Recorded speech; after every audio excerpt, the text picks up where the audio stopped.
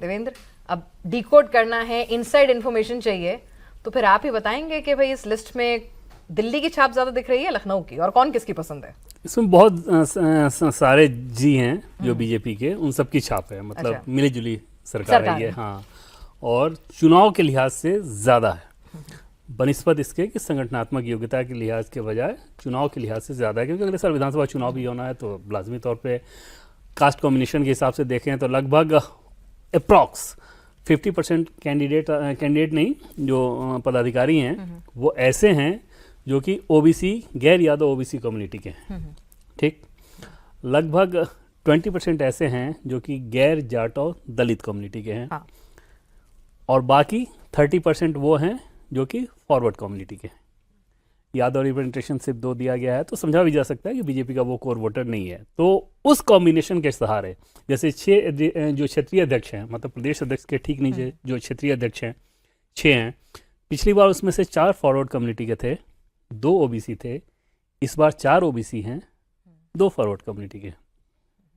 वो forward community एक अवध वाले क्षेत्र के और एक पूर्वांचल गोरखपुर वाले क्षेत्र के। तो कोशिश ये किया है बीजेपी ने कि गैर यादव ओबीसी पर पूरा फोकस रखा जाए, और 2024 के चुनाव में जो झटका लगा था उस झटके को साधने के लिए समीकरण। लेकिन एक दूसरी हकीकत ये भी है कि इन सभी नामों में रिप्रेजेंटेशन ठीक है, कास्ट के हिसाब से आप दे दें, लेकिन अगर प्रधानमंत्री नरेंद्र मोदी, गृह मंत्री अमित शाह, उत्तर प्रदेश के मुख्यमंत्री योगी आदित्यनाथ, ये कॉम्बिनेशन हो तो इन सब के चलते कुछ हो पाएगा या इनकी कोई ज़रूरत है या ये कुछ करिश्मा कर पाएंगे, ऐसा बिल्कुल नहीं है।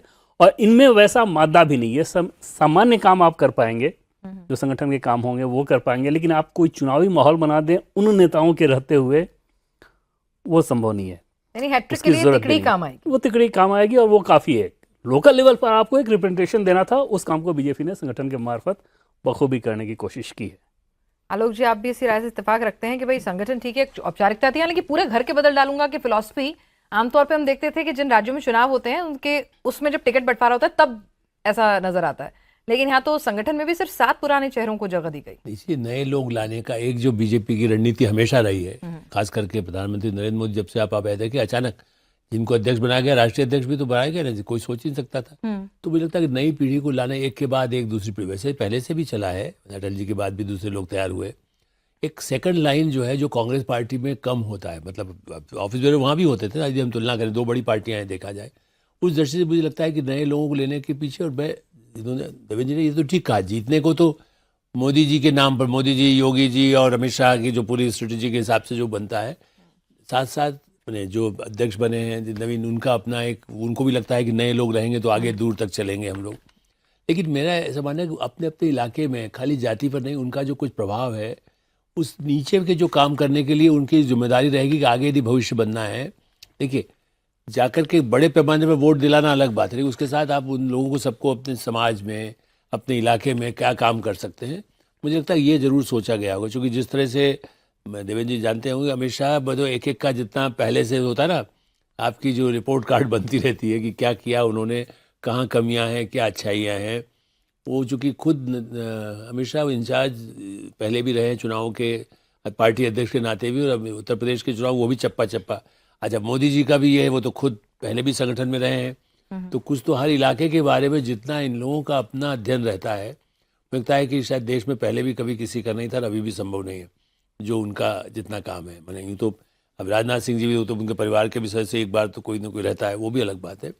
लेकिन वैसे देखा जाए तो मुझे लगता है कि एक ऐसा कॉम्बिनेशन है जिसमें किसी भी इस बार कोई चूक ना हो। जो लोकसभा चुनाव के अनुभव हुए हैं इस तरह की कोई गड़बड़ ना हो, तो नीचे के लेवल पर पूरा काम करने का और उनको ठोक बजा करके कहा गया होगा। नए लोग हैं, इसका ये मतलब नहीं कि वो काम नहीं करेंगे, बैठे साहब वो ही जिता देंगे। आमतौर पर मोदी जी जितनी मीटिंग करते हैं, जहाँ तक हमारी जानकारी है, वो पार्लियामेंट्री पार्टी मीटिंग हो, दूसरी कोई मीटिंग, कहते भाई देखो मैं हूँ लेकिन आप लोगों को काम करना है। कई बार उनके बात पहुँचती है ना कि आप खाली सोशल मीडिया पे चले गए, मेरे फॉलोअर 10 लाख हैं, तो वो कहते हैं नहीं, आपको लोगों से संपर्क करने के लिए क्या कर रहे हैं। अमित शाह का तो पूरा अब तो ये तक बना दिया ना, पहले होता था कि पन्ना प्रमुख में भी और प्रमुख जो कुछ 5 और लोग उसकी तरह से बना दिए जाते हैं। तो वो इतना इस बार जो बंगाल में किया गया, पंजाब के लिए भी चाहे कहें या उत्तर प्रदेश, तो और भी ज़्यादा प्रेस्टिजियस है। मुझे लगता है कि उसकी तैयारी की जा रही है।